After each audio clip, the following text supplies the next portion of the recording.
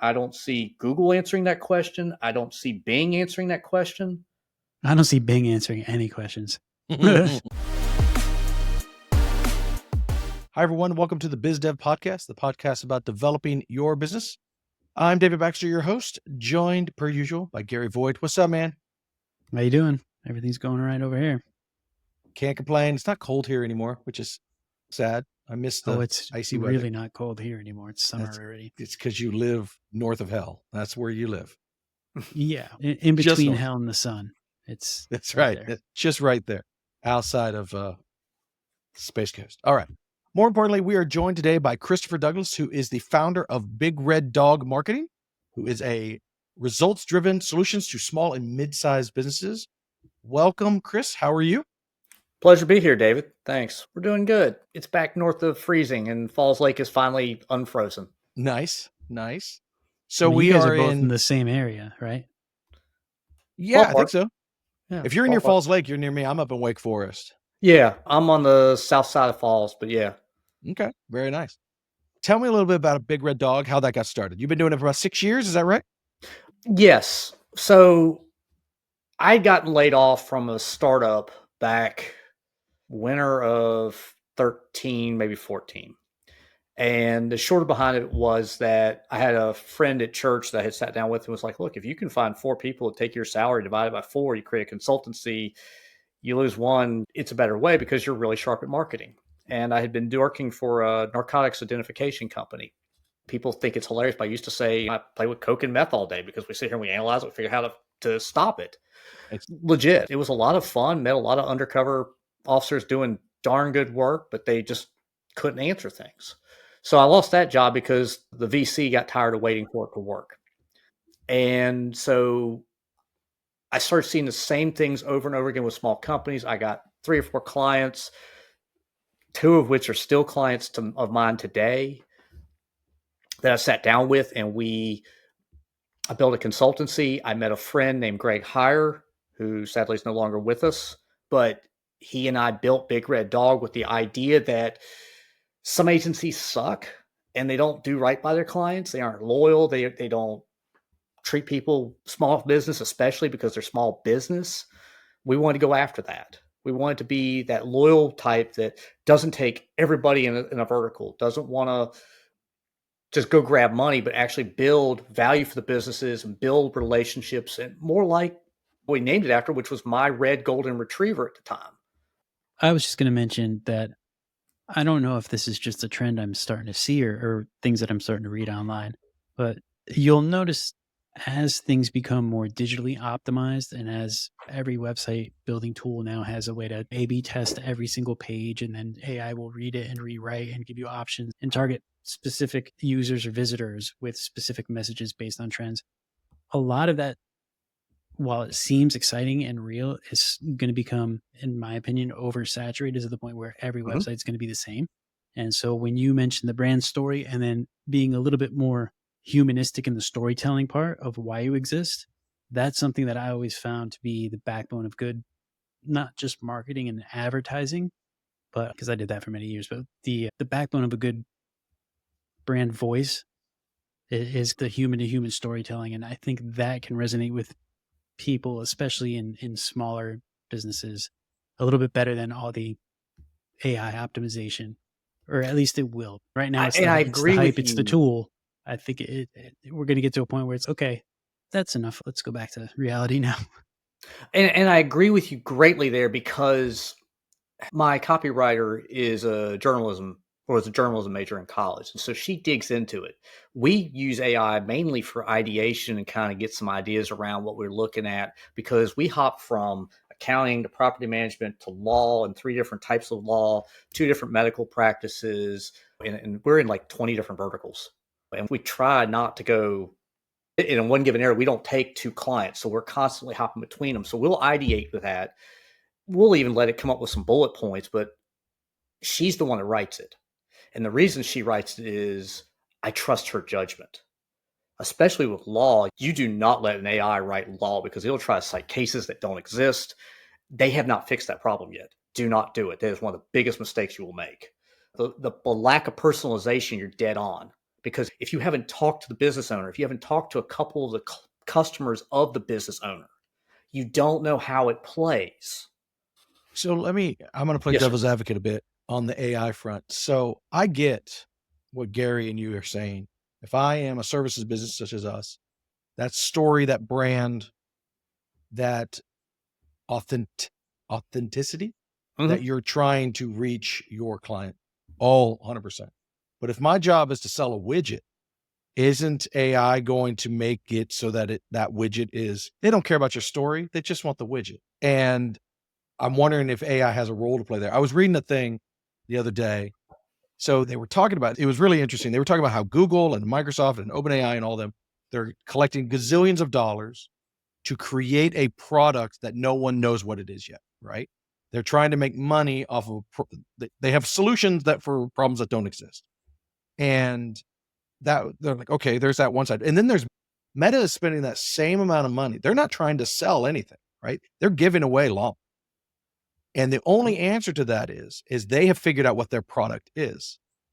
And what that product is advertising and social media ads and all that. And they're imagining something like you are Ford and you want to sell a Bronco, for instance, and you create some generic copy for it, give us some images, and you tell them what kind of person you want to target with this ad, right? On Meta. And Meta uses their bazillions of dollars of servers and AI to say, okay, I'm going to give Gary a different ad. I'm going to give David a different ad, and I'm going to give Chris a different ad. We're going to make your own copy, and it's just for you based off of the knowledge that AI has collected about you.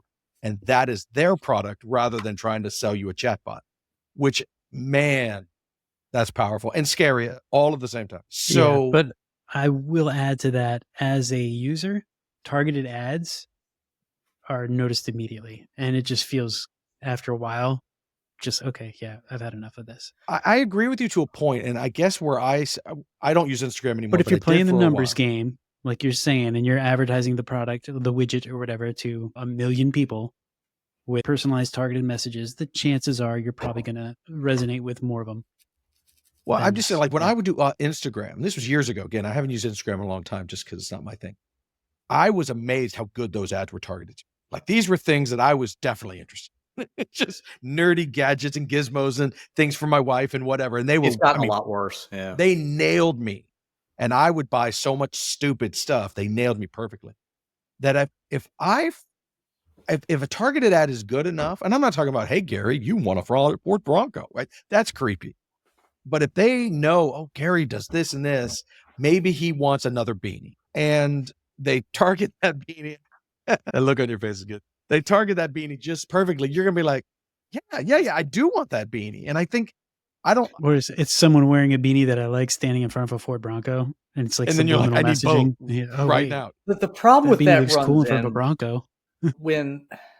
Especially for someone like me, the ads suck because I'm looking at 50 different things an hour. Sure. They have nothing related. When it comes to selling a widget, let's talk about a can of water, Liquid Death. They came up with an amazing brand story. Yeah, their company exists on brand. Like it's they're ridiculous. selling water. It's a can of water, a premium rate in a premium can, and they're making like so much money off merch just because of that brand. Yeah, and it's exactly genius. What I meant by that, the humanistic storytelling, and then finding your brand. Yeah, they've done that on top of amplifying with digital, and that's the genius, because they've been on point on social. They've been on point. Their ads are pretty darn solid. They've got, and they've even been able to back down because they've gotten so much earned traffic through organic search. It's not free; it's earned. But isn't? I find myself playing devil's advocate, and I don't really mean to. That's fun. Liquid Death is a 1 in a million shot. Before that, it was Dollar Shave Club, right? There's always been, and Dr. Squatch. Or Harry's, Dr. Squatch, yeah. But there's been a lot of those that. Okay, I think I know where you're going with this. Go ahead. Well, I'm just saying you're finding the best of the best, but that's not that. Whoever's behind those ads, I don't know who they are. I think there's actually Ryan Reynolds was behind some of those, the maximum effort thingy. But anyway, I find that we always point to those same examples, but that's not where most people are ever going to reach. they're brilliant. Those ad campaigns are brilliant, but that's not what your pool cleaner and your widget seller can really aim at, right? Gopher is your app to get whatever you need whenever you need it. From deliveries to errands to help around the house, make a request for almost anything, and a Gopher will accept the job and get to work. Download the Gopher app on the App Store or Play Store. I read a thing that DeepSeek stuff all exploded last week and last couple of weeks. And one of the things I thought was really interesting, it was a podcast, and I thought they were really smart when they said one of the reasons why DeepSeek caught the attention of everybody for the first time, really, like of the average Joe, was because everyone started talking about it. And so they all tried it and they all realized how good it was. And they hadn't realized, because they probably hadn't tried any of the others in the last year or two. It's the last time ChatGPT exploded. We're talking about average Joes, not nerds. And they haven't realized that all of them advanced so much. Like I was playing with their O1 model. This is ChatGPT's reasoning model, which DeepSeek has one now as well. And people ask, this is the one you have to pay $200 a month to play with. And we were playing with it and we were like, what is it doing? And the best way I could describe it is, instead of asking a question, it gave you 80,000 words of drivel and bullets and craziness. And it was just a word dump, which is what AI has been really good at. This thing would give you one tight paragraph. It was really impressive. Like, it had thought it through way more. And that's a weird word. You better put quotes around thought it through, but AI has advanced so much that a lot of those issues, the drivel that you're describing, have largely been solved. And I'm not sure if marketing, I'm not saying humans don't have a place, please don't get me wrong. But the idea that the marketing copy is automatically with AI, I think we're past that now. I agree. You can get it pretty close. The problem will lie It takes a lot of finesse, though. The finesse. Gary, you're dead on there. Like, the finesse, I'm like, I don't know. It's the gravitas, the finesse. You know it when you see it. You just know it. Because I can look at a site and I go, who are they really writing to? And there's a lot of websites out there that need just a little bit of help, and they do so much better. But I think the human side of it, though, correct me if I'm wrong. Obviously, I am not a marketing guy, but the human side of it is still determining who the target is, determining who the audience is. Once the human has decided that, I think there is a place for AI to then write the message to that audience. If you give the AI the right audience, I think in the end, it will make great copy for you. It's also, and this is a bad pun here, but it's like, what is the meaning of is? The machine thinks one thing, it writes about it, and you're like, you're close, but you're 20, 30 degrees off here. I think it's there. Also how you write the prompts. It's also how you do it. Because DeepSeek, the thing that drives me nuts about it is nobody looked at what DeepSeek was really doing when it was thinking, because it was scanning your entire computer and reading all your documents. Did you see that in Wall Street Journal? I saw that there was some evidence that there was some weird things. It failed all the security tests and it was pulling data. Yeah, the browser version. Yeah, it was driving through. And I hadn't tried DeepSeek yet, but I read that article. I was like, yeah, I'm going to wait to see on this because I want to know more, because I'm usually an early adopter. Okay. I drove people in my neighborhood crazy with doing solar, but that was me. I love the idea of using AI to look at the realm of possibilities. So tell me what we can do. Here's 1, here's 2, here's 3. Here are my ideas. I still think, honest to God, if AI could solve the laundry problem, the dish problem, making my kids clean up, that would be the biggest benefit in my life. Okay. Honestly, I want those tasks handled. The creative process, honest to God, when I watch a 24-year-old copywriter with a journalism background dig into it, do a couple hours of research and say, here's what I think, with a little bit of guidance from a couple of 30-year-olds, and nail it, and 2 months later, that page is getting double the traffic. To me, that is what marketing is about. I get the idea that you can tell AI the audience and where you're writing and all that kind of stuff, but the percentage of what it leans on, I'm not sure yet. And clients, especially in regulated industries, honestly a little nervous sometimes, because I have to read it 3 or 4 times if I would write copy with it. We use it, we try it, but it's good. But like I said, it's gravitas. Well, there's a difference too, just to add to this, there's a difference too between copywriting for your brand story, and then product copy for a product that your brand is selling or a service that your brand is trying to sell to people. And so the integration of AI, it can be used after the more humanistic brand stories that are already established. Mm-hmm. And then once you get the ball rolling with some of the services, the way you speak of your brand, speak of your services, speak of your products, you mold that foundation. That could be the integration between the human and the AI. And then the further you go with more products or more services that you offer, once that foundation's solid and the finesse is there, that's when the AI can really help speed up time. And I'm not going to say they're going to nail it 100% of the time, but they can get you maybe closer the more you use it. There's definitely a difference between the brand story and the brand copy versus the product copy. And those two, And I think it honestly need to be I don't know in the who same said spot, this. can also be integrated. And Gary, I think it goes back to, I don't know who said this, who was first attributed with the statement, it's trust but verify. You better QA it harshly. So when you started Big Red Dog, and from where you were then to where you are now, I'm sure you've learned a lot as far as a business owner. So what would your top 3 pieces of advice be to anybody starting a business or an entrepreneur that's looking to start a business? Number 1, figure out who your real customer is and who they're influenced by. You've got to know, these are my core people. These are the people I serve. This is why I do it, all that kind of stuff. And that can change over time. Secondly, you're going to learn a lot. Fail is not a word. It's first attempt in learning. Make the mistakes, own up to them, be honest, and fix the problem and go on. People will forgive you because, especially with technology changing every day, the stuff we did last week may not work anymore, especially with Google.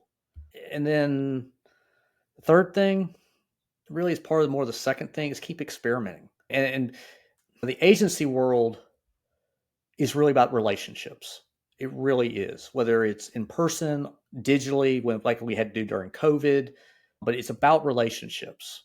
Like David living close, I'm going to try, and I haven't gotten on his coffee or beer appointment list, but I'm going to try. But the value of this is knowing, there used to be this book, 65 Ways to Sell a Man. It came out in the 30s. It's a little sexist, but the personification and the aspects of it, is he married? Does he have kids? What's his relationship status, or that kind of stuff? And you know this point about this person.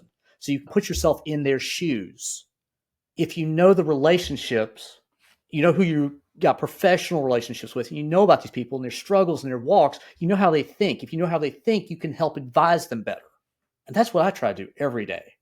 And honestly, it's from a new client to an old one. I want to know who they are, how they are, where they want to be. And that's what I will tell you right now as a business owner. Your biggest struggle is finding your core customers and figuring out where they are in their walk in their life. And how can you help them make one part of that life better? Just one part. Because if you fix one little thing, people will respect that. And now they're like, Chris fixes this. Nice. That's my 2 cents. All right. So if anybody wants to learn more about you or Big Red Dog Marketing, where can they reach out? Hit me up on LinkedIn. Pretty active there. David actually found me on there, so that was cool. Or Big Red Dog Marketing. So bigreddog.marketing, not .com.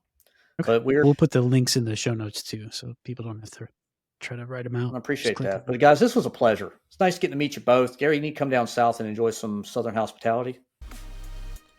That wraps up this episode of the BizDev Podcast. Thanks for listening. Let us know your thoughts. We'd love to hear from you. Shoot us an email at hello@thebigpixel.net or connect with us on Instagram, Facebook, YouTube, X, and LinkedIn. BizDev is a production of Big Pixel, a US-based provider of UX, design, strategy, and custom software. This podcast is edited by Matt McCracken, yes, that is his name, and me, Christy Pronto. Mark